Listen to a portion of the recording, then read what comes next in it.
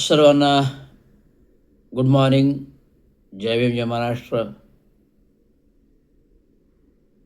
सकाळच्या शुभप्रहारी हा दिवस सर्वांना आनंदमय आणि विकेंडचा शनिवार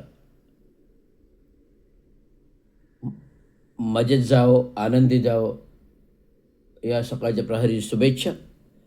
आणि आत्ता आपण एक दोन दोन तीन कडवे आपण एक बाबासाहेबांच्या गाण्यांचे सकाळच्या प्रहरी. आज तारीख 22 तारीख आहे.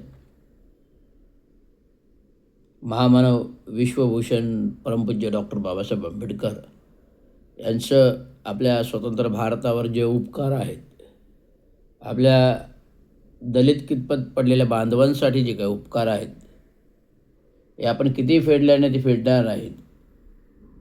डॉक्टर बाबासाहेब आंबेडकरांनी, या महान मानवाने आपल्या लहानपणापासून, जन्म झाल्यापासून ज्या यातना भोगल्या, ज्या अस्पृश्यचे चटके भोगले, त्या अस्पृश्यच्या भोगलेल्या चटकातून जे महामानव तयार झाले, त्या महामानवांमुळे आज आपला दलित पिछडा समाज स्वतंत्र भारतात स्वतंत्रपणे जगतो, स्वतंत्रपणे राहतो. ज्याने माणसाला माणुसकीचा जगण्याचा अधिकार दिला, ज्याने माणसाला माणुसकीचा जगण्याचा अधिकार दिला, स्वातंत्र्याचा अधिकार दिला, हक्काची जाणीव करून दिली,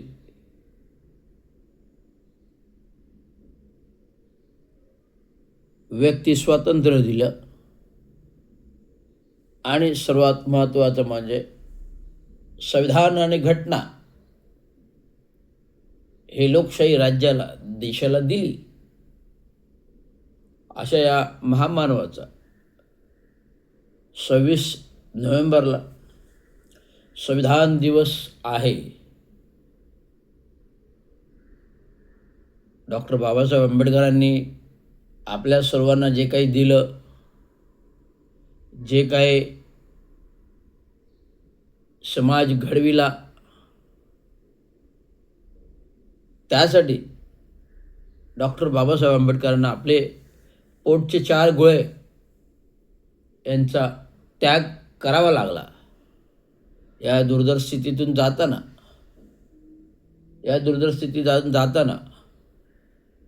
डॉक्टर बाबासाहेब आंबेडकरांनी त्यासाठी दुःख करत बसले नाही, की त्याची तमा भागली नाही. परंतु माझा दलित पिछडा समाज या अन्याय अत्याचारातून प्रगत करून वरती आला पाहिजे, अशी त्यांची भावना होती. सामाजिक, राजकीय आणि आर्थिक, सामाजिक, राजकीय आणि आर्थिक या तिन्ही पातळ्यांवरती माझा समाज सक्षम व्हावा. नुसता समाज नाही, तर भारत देश आर्थिकदृष्ट्या प्रबळ व्हावा. यासाठी जेव्हा डॉक्टर बाबासाहेब आंबेडकर 11 एप्रिल 1935 रोजी 11 एप्रिल 1935 रोजी कोलंबिया युनिव्हर्सिटीमधून, विदेशातून जेव्हा उच्चभ्रू शिक्षण घेऊन भारतात आले, भारतात जेव्हा ते आले, एअरपोर्टवर आले, तेव्हा त्यांना स्वागत करायला त्यांच्या त्यागी पत्नी, धर्मपत्नी माँसाहेब रमाबाई आंबेडकर यांना स्वागत करायला जायचं होतं. तर मी आता एवढा महान पुरुष शिकून आला, मोठा झाला, सुटाबुटा झाला, आणि अशा सुटाबुटात येणाऱ्या माझ्या पतीसमोर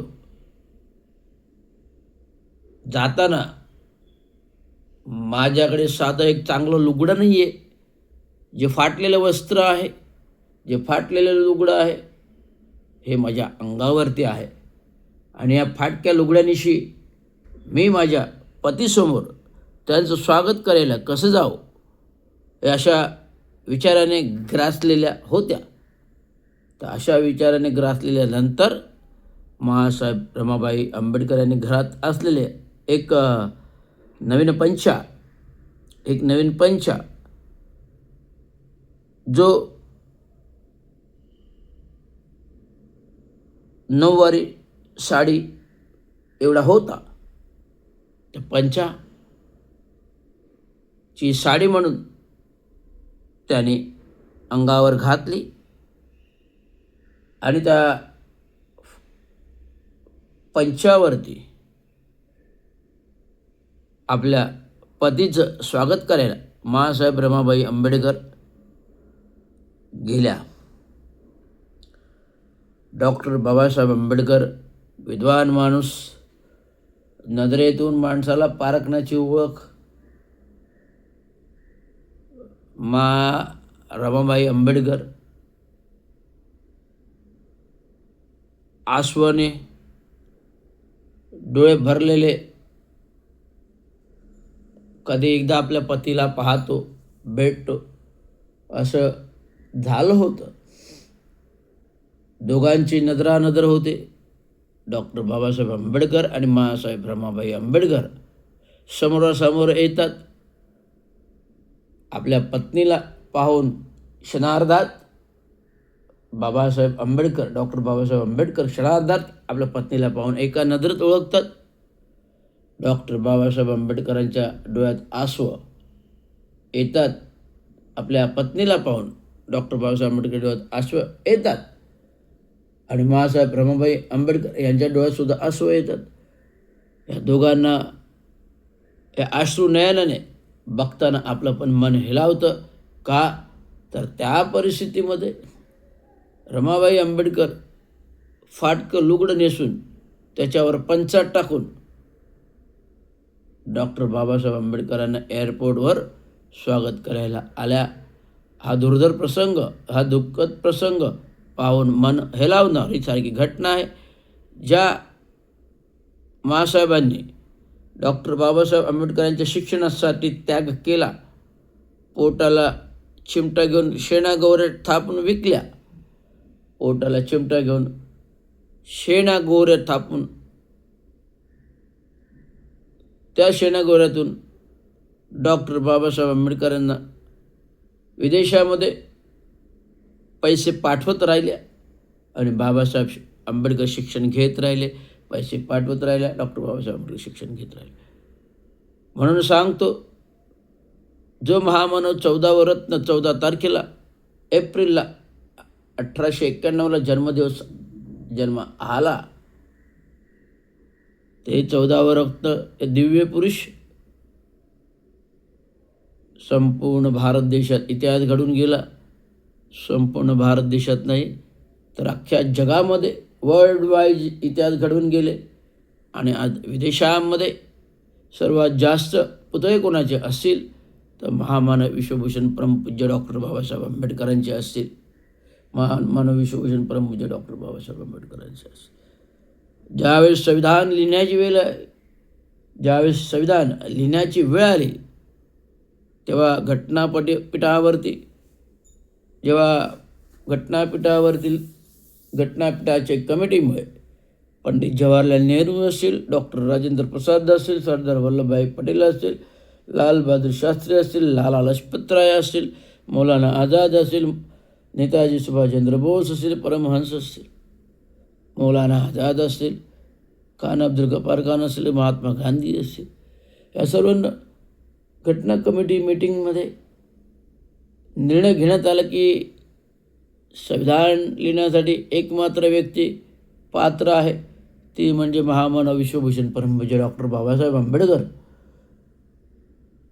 तात्काळ डॉक्टर बाबासाहेब आंबेडकरांच्या घरी माणूस पाठविण्यात आला. बाबासाहेब, तुम्ही तात्काळ घटनापीठाच्या कमिटीच्या समितीमध्ये या, आम्हाला काही महत्त्वाचं बोलायचं आहे. तत्पूर्वी इतिहास सांगतो की पंडित जवाहरलाल नेहरू भारत स्वतंत्र झाल्यानंतर देशाची घटना आणि संविधान लिहिण्यासाठी लंडनला गेले. लंडनला त्यांनी चाचपणी केली की आपल्या देशाची एक घटना बनवायची आहे.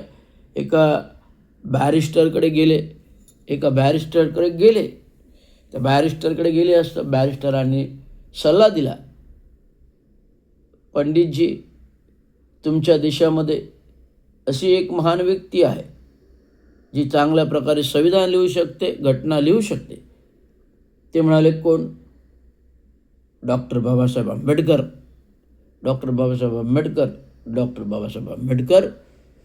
असं त्या बॅरिस्टरांनी सांगितल्यानंतर पंडित जवाहरलाल नेहरू भारतात आले. तात्काळ निरोप धाडला.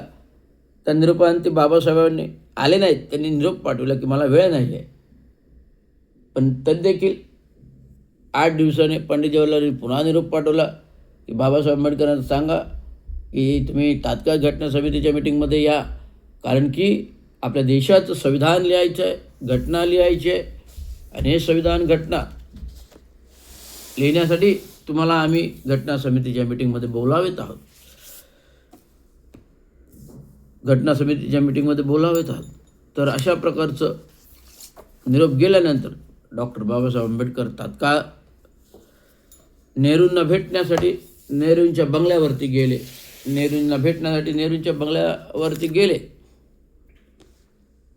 डॉक्टर बाबासाहेब आंबेडकर नेहरूंना भेटण्यासाठी नेहरूंच्या बंगल्यांवरती गेले आणि या बंगल्यावरती गेल्यानंतर चर्चा लाभ झाला. त्यावेळेस डॉक्टर बाबासाहेब आंबेडकरांनी एक अट घातली, मी संविधान आणि घटना जरूर लिहिणार. देशाच्या सबलीकरणासाठी, देशाच्या एकसंघता मजबूती करण्यासाठी मी संविधान जरूर लिहिणार. परंतु हे संविधान लिहिण्यापूर्वी माझ्या दलित पिछड्या बांधवांना वरती येण्यासाठी आरक्षणाची गरज आहे. जर हे आरक्षण देत असाल तरच मी संविधान आणि घटना लिहितो. तर हा प्रश्न पडला. जेव्हा आरक्षणाचा मुद्दा आला घटना समितीमध्ये जेव्हा आरक्षणाचा मुद्दा आला, या आरक्षणाच्या मुद्द्यावरती अनेकांनी आक्षेप घेतला. सगळ्यांनी नकार दिला की आपल्याला असं करता येणार नाही. घटना समितीने निर्णय दिला की आपल्याला असं करता येणार नाही. जर एका समाजाला आरक्षण दिलं गेलं तर सर्वच समाज जागृत होईल की आम्हाला पण आरक्षण द्या. सगळा समाज जागृत होईल, एकत्र येईल की आम्हाला पण आरक्षण द्या. परंतु डॉक्टर बाबासाहेब आंबेडकरांनी त्वरित उत्तर दिले की जोपर्यंत माझ्या समाजाला, जो हजारो वर्ष दलित खितपत पडलेला आहे, कमरेला माठ लावून त्याला थुंकायची जमिनीवर परवानगी नाही आहे, कुठल्या गोष्टीला हात लावायची परवानगी नाही. अन्नधान्य खाताना पण भिकाऱ्यासारखं हात करून मागावं लागतं. एवढी दुर्धर परिस्थिती की ढोराबारांचं गुरांचं मांस खावं लागतं. अशा समाजाच्या उन्नतीसाठी हे संविधान आणि घटनाच प्रेरक मार्ग आहे आणि आम्हाला आरक्षणाची आवश्यकता आहे. घटनापीठाने काय ऐकायला तयार नाहीत, घटना समिती काय ऐकायला तयार नाही. तेव्हा डॉक्टर बाबासाहेब आंबेडकर घटना समितीचा राजीनामा फेकून आपल्या घरी, आपल्या बंगल्यावर निघून आले. बाबासाहेबांचा हा रुद्र अवतार घटना समितीला नाकारून आल्यानंतर घटना समिती पुढे प्रश्न पडला की आता घटना संविधान कोण लिहिणार. हे एकमेव महामानव व्यक्ती डॉक्टर बाबासाहेब आंबेडकरच ही घटना समितीमध्ये घटना लिहू शकतात, संविधान लिहू शकतात. या घटना समितीमध्ये 6 जणांची नियुक्ती झाली. या घटना समितीला 6 जणांची नियुक्ती राहिली, परंतु डॉक्टर बाबासाहेब आंबेडकरांच्यासारखा विद्वान माणूसच ही घटना लिहू शकतो. डॉक्टर बाबासाहेब आंबेडकर रागाने बंगल्यावर आल्यानंतर सरदार वल्लभभाई पटेल, सरदार वल्लभभाई पटेल लोहपुरुष, सरदार वल्लभभाई पटेल लोहपुरुष, सरदार वल्लभभाई पटेल लोहपुरुष, सरदार वल्लभभाई पटेल डॉक्टर बाबासाहेब आंबेडकरांना समजावण्यासाठी त्यांच्या घरी बंगल्यावर आले. बाबासाहेब, तुम्ही म्हणता ते खरं आहे. जर दलित समाजाला आरक्षण दिलं तर घटना समितीतील मताप्रमाणे इतर सगळं समाज जागृत होऊन ते सुद्धा आरक्षण मागेल. तर बाबासाहेब आंबेडकरांनी वल्लभभाई पटेलांना उत्तर दिलं की तुमचा समाज हा उच्चभ्रू आहे, श्रीमंत आहे. तुमचा समाज हा उच्चभ्रू आहे, श्रीमंत आहे. त्यांना सर्व काही आहे, सर्व काही मिळतं, घरदार, नोकर चाकर, खायला अन्न धान्य मिळतं. माझ्या समाजाला काय आहे? माझा समाज हा दुर्धर परिस्थितीमध्ये आहे. कमरेला माठ लावून फिरतो, ढोरांचं मांस खातो, जमिनीवर राहायचा पण अधिकार नाही, पाणी पिण्याचा पण अधिकार नाही. देवाने जन्म तर सर्वांना माणूस म्हणून दिलेला आहे, ज्याला माणसाचा माणूस म्हणून जगण्याचा अधिकार नाही आहे तो देव मी मा का मानू? ज्या देवाने सर्वच माणसांना एकसारखा जन्म दिला, परंतु एक समाज वेगळा, दुसरा समाज वेगळा, ज्याला या धर्तीवरती राहायचा अधिकार नाही, कुठली गोष्ट शिवायचा अधिकार नाही, त्याची सावळी पडली तरी विटाळ होतो आणि त्याला खायला अन्न नाही, ढोरगुरांचा मांस खातो, तर अशा देवाला मी मानत नाही. सरदार वल्लभभाई पटेलांना डॉक्टर बाबासाहेब आंबेडकरांचं म्हणणं पटलं. तात्काळ त्यांनी त्यांचा राजीनामा फाडून टाकला आणि त्यांना घटना समितीवरती येण्यास आग्रह केला. ज्यावेळेस घटना समितीने मान्य केलं की आम्ही आरक्षणाला तयार आहोत, तेव्हा डॉक्टर बाबासाहेब आंबेडकर घटना समितीमध्ये आले. 2 वर्ष 11 महिने संविधान घटना लिहिली, तयार केली आणि 26 जानेवारी 1956 रोजी ती प्रजासत्ताक केली. आणि तिथून आपण प्रजासत्ताक दिन, स्वतंत्राचा 50वा दिन मानला जातो. 15 ऑगस्ट 1947 स्वतंत्र दिवस मानला जातो आणि 26 जानेवारी 1956 हा प्रजासत्ताक दिन मानला जातो. हे आहे थोडक्यामध्ये डॉक्टर बाबासाहेब आंबेडकरांची गोष्ट नाही तर महत्त्वाचं प्रबोधन आहे. हे प्रबोधन मी सकाळी उठलं की बाबासाहेब आंबेडकरांचं करत असतो आणि सांगतो, किती आले किती गेले, किती आले किती गेले, किती आले किती गेले, किती आले किती गेले, कोणी मिटवू न शकणार संविधान, हमारी जान संविधान, संविधान हमारी जान. किती आले किती गेले, किती आले किती गेले, कोणी मिटवू न शकणार संविधान, संविधान हमारी जान, हमारी जान संविधान. धन्यवाद. जय भीम, जय महाराष्ट्र, जय हिंद, जय भारत.